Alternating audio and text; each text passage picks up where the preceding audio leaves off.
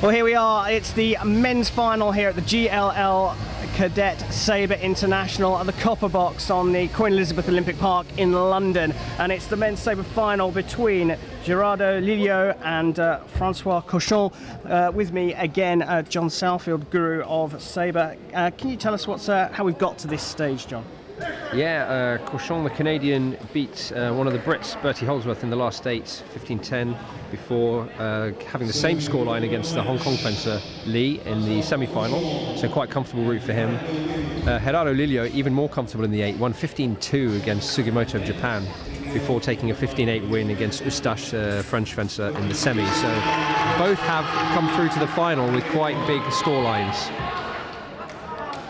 Well, early start here for the Spanish fencer, and we have Herr Schiffers refereeing this match. Yeah, Alex Schiffers, familiar face on the world circuit, senior and junior World Cup level. Very good referee, very good choice for this final. And it's been a strong start from the Spanish fencer. He's preparing just a little bit slower, waiting for the Canadian to stop and then taking over the attack quite quickly. Nice in and out, very good from Lillo. 4-0, so it's a steaming start from him. The Canadian needs to get into this match quite quickly. Yeah, very, very solid start from the Spanish fencer.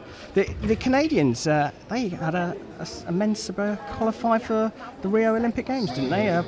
Polosafakis or something like that. Polosafakis, absolutely, yeah. It's a Greek name, Greek ancestry. Yeah, Joseph Polosafakis, really good guy, really good fencer, qualified through his world ranking for Rio. Yeah, they've had some strong sabres over the last 4 or 5 years, in actual fact. Not just Joe, but also a guy called Philippe Baudry had some very good results. And they've got a tradition building now of successful men's sabre, going back now over the last 10 years. A lot of it is in the French-speaking part of Canada, which is probably not that surprising with the French tradition of fencing. But there are fencers from the Anglophone part of the country as well. Well, he's getting himself back into the match here, the Canadian. And he trials 4-2 though in this first period. John, we've talked in the women's final about this new on-guard line, 3 metres apart, so 1.5 metres from the central line. You've seen it in action on the circuit now. What would you sort of surmise very shortly as the sort of main 2 or 3 key differences that it's made, if any? Well, a couple of them are probably obvious. One is obviously you're closer together, and therefore, oh, really? therefore you have a little bit less time to prepare with your footwork. So, in the old days, starting 4 metres apart, you would do 1 or 2 step preparation before you launch the attack or defensive action. So now there's a lot of the time there's a 1-step preparation or a slide step into the middle. Sometimes 2 short steps is still a good thing, but it's less common now. So you have to make your decision much faster. Or if you're gambling and guessing, or predicting, as I prefer to call it, you have to go into it much sharper and much faster. The idea of the line change was to try and reduce the number of simultaneous actions. I don't think the back foot on the line actually did that. My observation at the first couple of Junior World Cups in the 3 metre line is maybe it is doing that. So, do you like it? I prefer it to the back foot on the line. I'm ambivalent as to the 3 and 4 metre line, to be honest. Yeah, that's interesting. I mean, we're going to have this sort of 3-month trial period of it, and it'd be interesting to see how the sort of world of sabre comes out and feels after 3 months, especially with some senior competitions under the belt as well. Yeah, I think that's the key. Once we've seen the first couple of Senior World Cups, then I think we'll have a much clearer picture of how it's affecting the really elite end of the sport and what the kind of actions being used are. I mean, it would be nice to think that there'd be a bigger variety of actions, more parried post, more blade actions, as well as the kind of in-out and attack and timing actions. And that's the idea of it. And if that happens, great. It's good for the sport. Yeah, well, a yellow card there being shown to the Canadian for an early start, I believe. Listen, I know you're not the massive fan of my very simple explanation of the sort of the closed eyes approach to sabre, this sort of paper, rock, scissors. And I know you also know that I'm trying to sort of make it as easy to understand as possible. But there is an element of that, right? You're trying to predict what your opponent's doing and outguess them. Does this make a difference to that? It does. I mean, it's a little bit, as I said, there's a little bit less time to decide. So actually, open eyes preparation, watching your opponent reacting, is much harder. It's not to say it can't be done, but it takes fantastic reactions and training the motor reflexes very finely to be able to do it. So it slightly promotes that rock, paper, scissors attitude to the game. I can tell you that John was gritting his teeth as he said that. Well, I always say that some people are better at rock, paper, scissors than others, and there's a reason for that, because it's not just about guessing. It's about understanding your opponent's mindset and how they're going to change and what they might do next. But I think that is a fair analogy with that game. It really is about fencing's, yes, a highly physical sport, but ultimately it's a fight, and you've got to employ the right tactics. That's right. And so at least half the battle is a tactical one, because let's face it, when you're on the international stage, all these athletes are pretty fit and pretty good shape, and not necessarily injury free all the time, but that is kind of levelled out a little bit now, whereas perhaps when you and I were fencing, it was you could get away with being fitter. Yeah, that's right. Yeah, I agree. It's a much more professional circuit over the last 10 years, I would say. And the top 100 in the world are, very, very serious athletes. They've all got good technique, good footwork. They understand the game. And it's the old saying that at the top end of sport, the thing that makes the difference is 90% psychological and the other 10% is in your mind. Very good, very good. Well, a little round up here. We're going to a break here. We get a minute's break in Sabre when one fencer gets to 8 hits. And that's Gerardo Lillo. He leads Francois Cauchon 8-6. Look, great start from the Spanish fencer, but look, this Canadian's got himself right back into the fight. 2 hits is not that big a difference. No, not at all. My old coach told me once that 8-4 down's a platform for victory. So it's a knife-edge game. At 8-6, 8-5 in Sabre, that can be brought back in a matter of seconds. The Canadian's a real fighter. He knocked out Bertie Holdsworth, the guy that I coach, in the last 8, and he's got grit and determination. I saw that in that match, and he's very good at keeping his head as well when the pressure was on. He didn't get rattled when the fencer came back at him, and I think he's a tough guy. I think that the Spanish guy's a more conventional, technical fencer. He's got a little bit more game. He's got more actions available to him.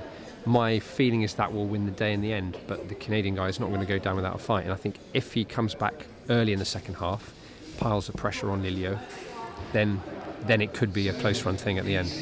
I think if Lillo runs away now with a couple more hits, it might be hard for the Canadian to come back. Well, as a neutral observer, I want to see the Canadian draw level and turn this into a really exciting finish to the Camden International Sabre tournament here at the Copper Box. And I think that was no for the attack, was no. Can you talk us through that? Absolutely. The Spanish fencer did 2 steps into the middle, drew the attack from the Canadian, then jumped back, made him miss, and did a very rapid riposte. And he's done the same action again, but with more distance. So now he has to build a long attack, pushing down the piece, 9-6 up. Parries the counter-attack and finishes well. And this is what I was saying at the end of the break, that Lillo has got a little bit stronger technique, a few more actions available. That in-out rhythm he's got is really nice. He's got a good hand on the way forward. Just feels to me like he's a slightly more accomplished Sabre technically. The Canadian guy's more of a fighter, more of a physical fencer. Yeah, he's got some more tricks in his bag, hasn't he? There's more armour. There was one, a lovely second parry post. Cauchon came in with a sort of point lunge in the middle, and Lillo took a really nice low parry, blocked it out of the way and hit. So he's clearly gone into that action knowing that that's what he's going to do. He's not done that open eyes, has he? No, I think that was a premeditated action. I think the previous 2 hits as well were premeditated. I think he felt the Canadian was going to attack him, went in and pulled the distance and make him fall short. And again, he was obviously setting that one up again. From my perspective, it looked like he was planning that from the beginning. Do you think he hit on the first riposte there, or was that maybe a remise, maybe a second action? Yeah, tap left. A little bit more lazy from Lillo there. He came in a little bit sloppily with his preparation, not as sharp as before. Medina, his coach, just had a little word with him. Yeah, you haven't won it yet. Keep your head. Medina knows all about that. He's a former top 5 in the world fencer himself. Won many World Cup medals. Fantastic international certainly fencer. The Spanish fencer can't, as you said, the Canadian's a fighter. He can't rest on his laurels and just expect to get the last 3 hits here. He's going to have to go out and get them. That's right. He can't switch off. It can all go wrong so quickly in Sabre. Well, certainly Cauchon is not given up. He's still going for it. Yeah, he won't give up at all. He's one of those kind of fencers. He's not going to give any hits away. He's going to fight for every inch of the piece, as you can see here now. Lillo on the attack, nice attack, good control of distance. It's a commanding lead now. Yeah, remember, these fencers are under the age of 17 on January the 1st this year, and they just look so composed. I mean, that hit was beautiful. It's a good attack touche for Lillo. Yeah, I think even the stadium announcer called that a para riposte for the Canadian. As you can see, the Canadian is not happy about that at all, but referee sticks to it. No video replay at cadet level. No, that's right. And Lillo looks good to me. I've not seen him fence under pressure before, but he's very composed. He's got nice balance, good body position, good technique, a lot of ideas on the piece. I think he's a guy to watch as he goes through the junior ranks over the next season or two. Maybe could prove to be the real deal. And there you go. We're not just going to see him in the future. We're seeing him right now taking the gold medal here at the Camden Sabre International. Gerardo Lillo beats Francois Cauchon 15-8 here in the final. What a great fight. It was a really nice fight. It was, again, a good example of Lillo with this extra range of actions, good technique and nice rhythm in the middle of the piece, overcoming a physical fighter. So it was really good to see.